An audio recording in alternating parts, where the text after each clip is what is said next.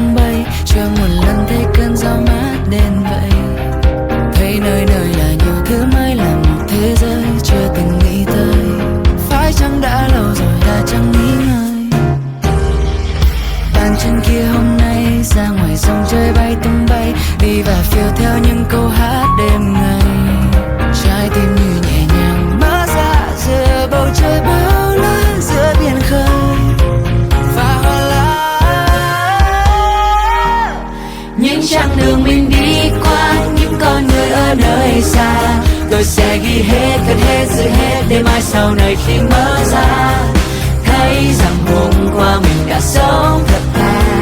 Cả trăng hoang phí ngày thanh xuân của chính ta, sẽ nhớ mãi hành trình nơi đây, nhớ phút giây, nhớ mỗi ngày, nhớ những khung trời mà mình đã có ở đâu với gió vòng đây.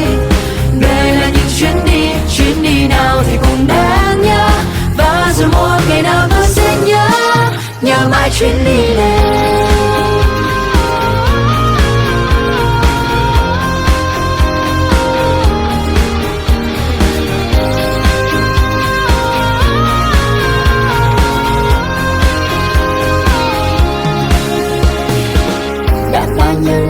Bao lâu kể từ lần đầu tôi đi qua bao nơi xa xôi, thấy có được những gì, vẫn còn ngây thơ, vẫn còn mộng mơ, hay trưởng thành hơn từ giờ.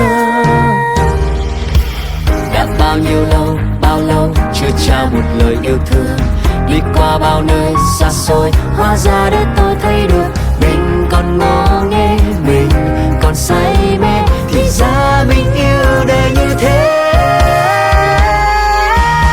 Những chặng đường mình đi qua, những con người ở nơi xa, tôi sẽ ghi hết, cất hết, giữ hết để mai sau này khi mở ra thấy rằng hôm qua mình đã sống thật thà. Cả trăng hoang phí ngày thanh xuân của chính ta, sẽ nhớ mãi hành trình nơi đây, nhớ phút giây, nhớ mỗi ngày, nhớ những khung trời mà mình đã có ở đâu với gió vòng đây. Đây là những chuyến đi nào thì cũng đáng nhớ, và rồi một ngày nào tôi sẽ nhớ mãi chuyến đi này. Nhớ mãi chuyến đi này, nhớ mãi chuyến đi, nhớ mãi chuyến đi này, nhớ mãi chuyến đi này. Let's go. Những chặng đường mình đi qua, những con người ở nơi xa, tôi sẽ ghi hết, cất hết, giữ hết để mai sau này khi mở ra thấy rằng hôm qua mình đã sống thật thà. Cả trăng hoang phí ngày thanh xuân của chính ta, sẽ nhớ mãi hành trình nơi đây, nhớ phút giây, nhớ mỗi ngày, nhớ những khung trời mà mình đã có ở đâu với gió vòng đây. Đây là những chuyến đi nào thì cũng đáng nhớ, và rồi một ngày nào tôi sẽ nhớ mãi chuyến đi này.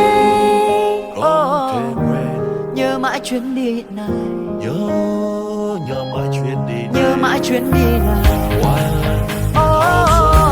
nhớ mãi chuyến đi này. Let's go. Những chặng đường mình đi qua, những con người ở nơi xa, tôi sẽ ghi hết, cất hết, giữ hết để mai sau này khi mở ra